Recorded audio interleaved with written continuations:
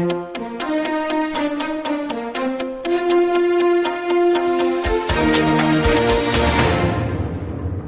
and welcome to Midday Update.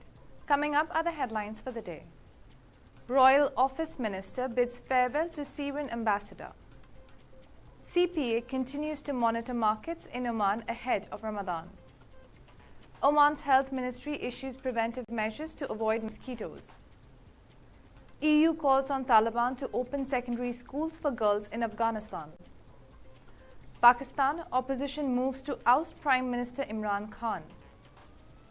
US eases COVID-19 travel advisory for India from level 3 to level 1. Al Zubair and Al Manar racing by HRT to start Fnatic GT World Challenge Europe campaign at Imola. IPL 2022 all-round Gujarat win thriller against Lucknow in Battle of Debutants.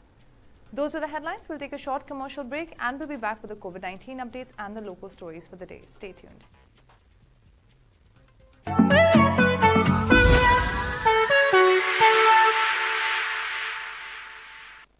The advancement of the Fourth Industrial Revolution has given rise to a digital economy where humans and machines collaborate to leap ahead on innovation and profitability through the use of artificial intelligence.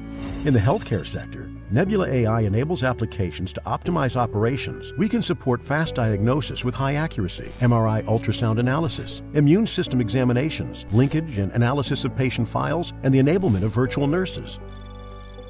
AI is changing all the rules of how companies operate. Let us help you get there.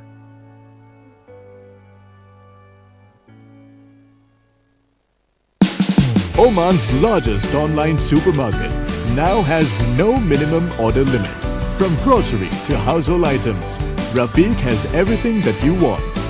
Enjoy worry-free shopping with over 8,000 products to choose from and get it delivered straight to your doorstep. Rafiq, you order, we deliver. We at TTV are coming up with a new show.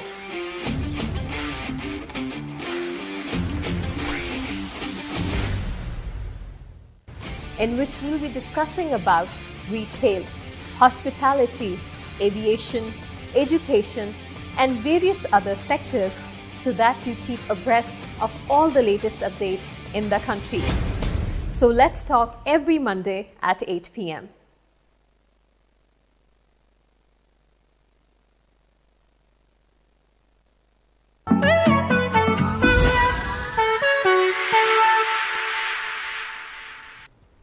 Welcome back now for the COVID-19 updates for the day. 0 new COVID-19 related deaths have been registered in the Sultanate. The total number of deaths remain at 4,250. Meanwhile, 69 new cases of coronavirus were registered, which brings the total number of positive COVID-19 cases to 388,229.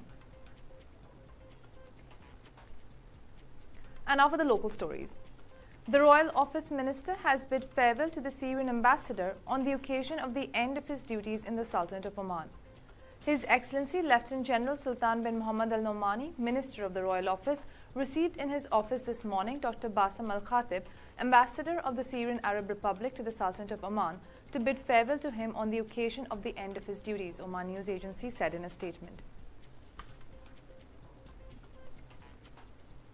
Ahead of the beginning of the holy month of Ramadan, the Consumer Protection Authority is continuing its supervisory efforts in checking the markets in the Sultanate of Oman to ensure price stability and the availability of goods in sufficient quantities.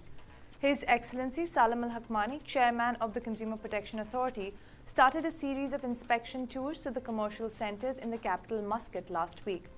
The authority and all its departments have developed action plans to intensify monitoring of the markets, explaining the mechanisms for implementing laws and regulations related to the protection of consumer rights in order to not exploit the advent of the holy month to raise prices. Work teams have been formed that include judicial control officers and shop inspectors in order to monitor any abuses or violations that may occur before and during the month of Ramadan. They are checking on suppliers during this period to prevent exaggerated prices.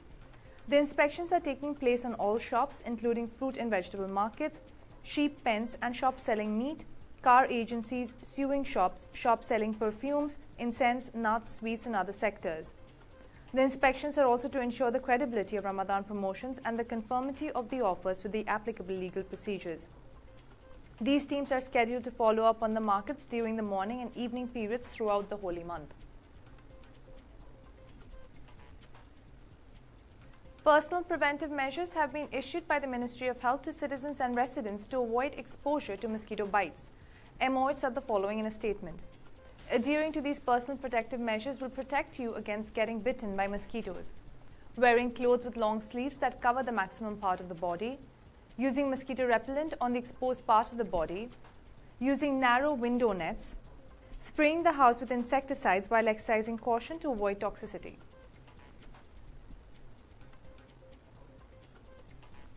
With that, we'll take a short commercial break and we'll be back with the international and sports stories for the day. Stay tuned.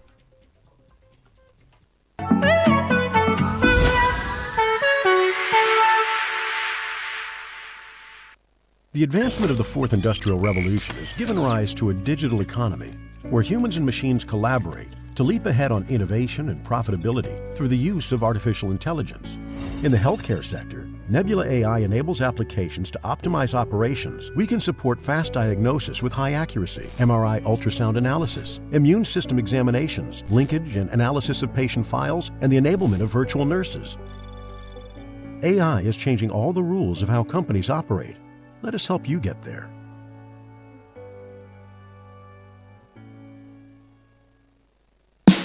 Oman's largest online supermarket now has no minimum order limit. From grocery to household items, Rafiq has everything that you want. Enjoy worry-free shopping with over 8,000 products to choose from and get it delivered straight to your doorstep. Rafiq, you order, we deliver. Looking for that ease of living in this beautiful country? Watch our weekly show Tea Talk every Wednesday at 8 p.m. where we'll be discussing latest news, updates, and what's buzzing on the social media.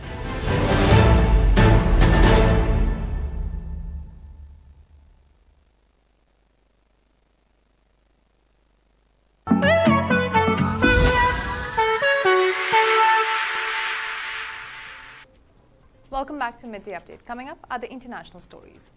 The European Union on Monday condemned the Taliban's decision to ban girls from receiving secondary education and believes that this lowers the movement's chances to gain the desired legitimacy. The European Union and its member states, together with international partners, have condemned the decision of the Taliban to deny until further notice secondary-level education for over 1 million Afghan girls. This is a blatant violation of the fundamental right to education for all children enshrined in the Universal Declaration of Human Rights and several international human rights instruments, of which Afghanistan is a state party, EU Council said in a statement. Pakistan's parliament is set to vote on a motion of no confidence in Prime Minister Imran Khan after it was put forward by opposition lawmakers on Monday. Opposition leader Shahbaz Sharif said Khan has lost the confidence of this House during a reading from the motion. Debates will begin on Thursday and the vote will be held within 7 days, possibly leading to the removal of the Prime Minister from power. Those pushing for Khan's removal say they have the 172 votes necessary in the 342-seat lower house after wooing his coalition partners. The key opposition Pakistan People's Party joined with others to push the vote, which sparked chaos when it was announced a few weeks ago. Khan's party, Pakistan Tehreek-e-Insaf, holds 155 seats in the lower house and so is reliant on coalition allies. He was voted into power in 2018 with 176 votes. A majority of 172 could now unseat him. Khan has vowed to defeat the motion and attended a rally on Sunday to drum up support. Members of the PTI have reportedly abandoned him and his coalition is under strain. Interior Minister Sheikh Rashid Ahmed was confident that the motion would be defeated, but opposition leader Bilal Bhutto Zardari was confident that it would win.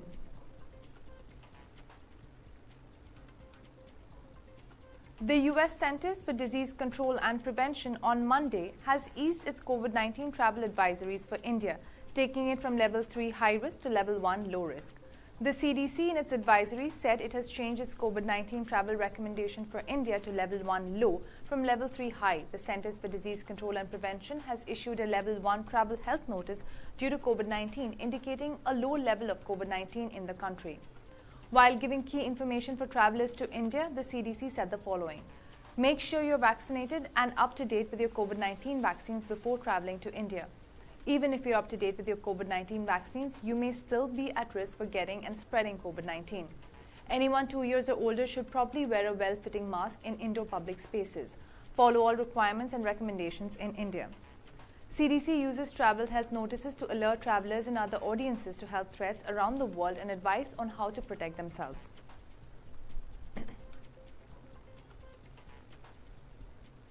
And now for the sports stories. Al Faisal Al Zubair begins a brand new challenge for honours in the Fnatic GT World Challenge Europe powered by AWS at the opening round of the increasingly popular championship on Italy's demanding Imola race circuit this weekend. Al Zubair will represent the Al Manar Racing by HRT operation in the 17-strong Silver Cup category alongside teammates Fabian Schiller and Axis Jeffries. Schiller posted the fastest lap during pre-season testing in the team's Mercedes AMG GT3 in France. A further 4 HRT Mercedes AMGs will line up on the grid alongside 4 Lamborghinis, a quartet of Audis, 2 McLarens and a pair of Porsche GT3s. With 52 cars scheduled to line up at the start of the 3-hour race across all the classes, officials have confirmed this is the biggest endurance cup grid outside of the 24 hours of SPA in Belgium since 2018 and a record number of entries in the Silver Cup.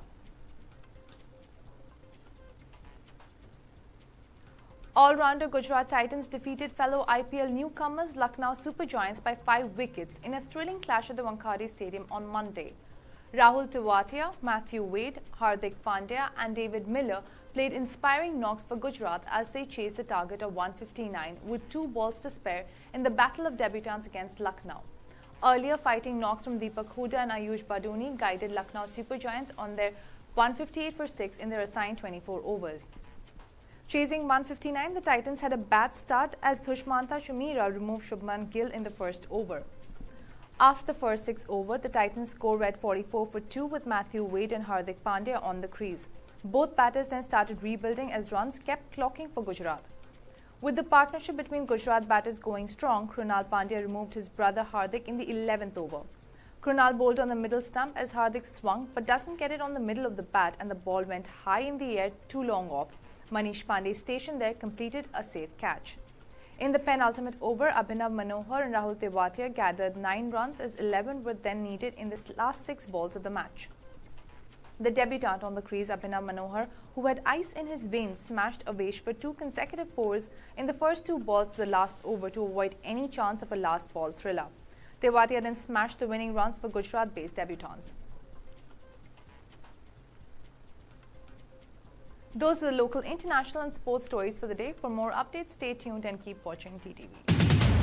You've just heard the live feed from the TTV studios on TFM 95.4. Let's talk.